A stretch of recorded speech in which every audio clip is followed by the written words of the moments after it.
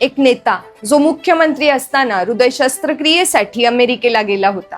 त्याच्या अनुपस्थितीत राज्यपालांनी त्यांच्याच पक्षात फूट पाडली आणि त्याच पक्षातील दुसऱ्या नेत्याला मुख्यमंत्री बनवलं. सर्वांना वाटलं आता या नेत्याचं राजकीय करिअरच संपलं. पण शस्त्रक्रिया संपवून तो नेता परत भारतात आला. आपल्या आमदारांना पुन्हा एकत्र केलं, जनतेमध्ये उतरला आणि संपूर्ण देशात लोकशाही वाचवण्यासाठी लढाई उभी केली. शेवटी त्याने पुन्हा सत्ता मिळवली आणि भारतीय राजकारणात इतिहास घडला. आज त्या नेत्याची आंध्र प्रदेशचे माजी मुख्यमंत्री आणि तेलुगू जनतेच्या आत्मगौरवाचं प्रतीक असलेल्या एन.टी. रामाराव यांची जयंती. एका सुपरस्टार अभिनेत्यापासून जननेता बनलेल्या एन.टी.आर. यांचा संघर्ष.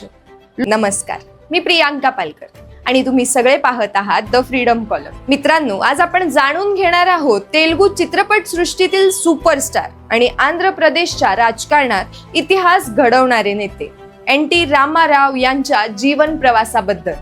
एक अभिनेता ज्याला लोकांनी देव मानलं आणि एक नेता ज्याने दिल्लीच्या सत्तेलाही आव्हान दिलं. एन.टी. रामाराव यांचा जन्म 28 मे 1923 रोजी आंध्र प्रदेशमधील निम्माकुरू या गावी झाला. त्यांचं पूर्ण नाव होतं नंदमुरी तारक रामाराव. घराची परिस्थिती साधी होती.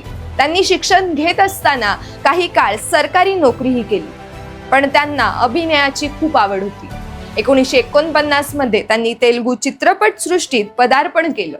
पुढे त्यांनी राम, कृष्ण, कर्ण यांच्यासारख्या पौराणिक भूमिका इतक्या प्रभावीपणे साकारल्या की लोक त्यांना प्रत्यक्ष देवाचं रूपच मानू लागले.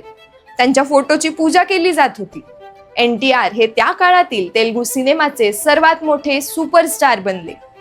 पण पुढे त्यांनी राजकारणात येण्याचा निर्णय घेतला. यामागे एक मोठं कारण होतं. त्या काळात आंध्र प्रदेशात काँग्रेसचं सरकार होतं.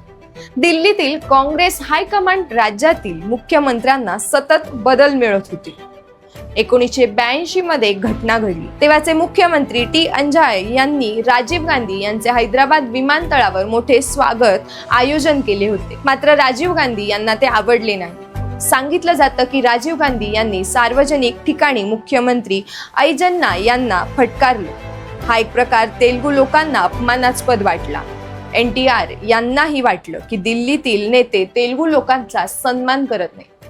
त्यातून त्यांच्या मनात एक विचार आला, तेलुगू लोकांना स्वाभिमान जपण्यासाठी स्वतःचा पक्ष दिला पाहिजे. आणि मग 1982 मध्ये त्यांनी तेलुगू देसम पक्षाची स्थापना केली.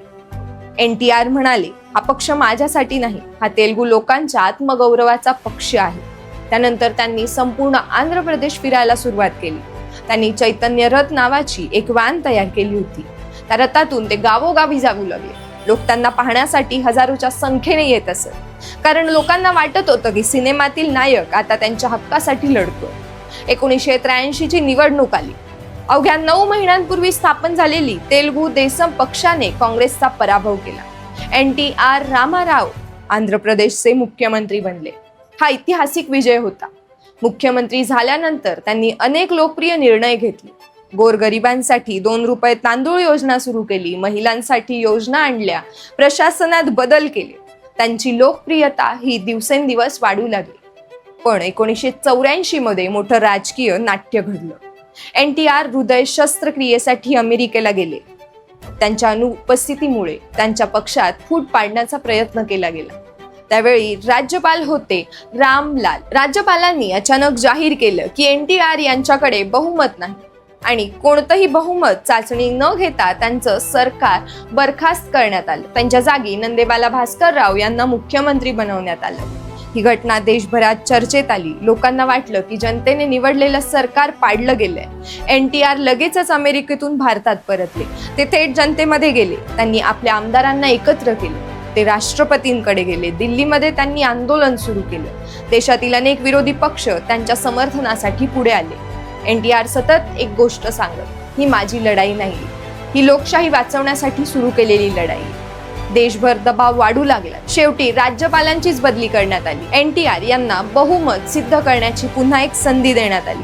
विधानसभेत त्यांनी बहुमत सिद्ध केलं आणि ते पुन्हा एकदा मुख्यमंत्री बनले. या घटनेनंतर एन.टी.आर. यांची प्रतिमा आणखी मोठी झाली. ते केवळ अभिनेता किंवा मुख्यमंत्री राहिली नाहीत, तर ते दक्षिण भारतातील प्रादेशिक स्वाभिमानाचं प्रतीक बनलं. 1994 मध्ये ते पुन्हा एकदा मुख्यमंत्री झाले. पण पुढे पक्षात एक संघर्ष सुरू झाला. त्यांचे जावई एन चंद्राबाबू नायडू यांनी बंड केलं आणि सत्ता त्यांच्या हातून गेली. हा त्यांच्या आयुष्यातील सगळ्यात मोठा धक्का होता.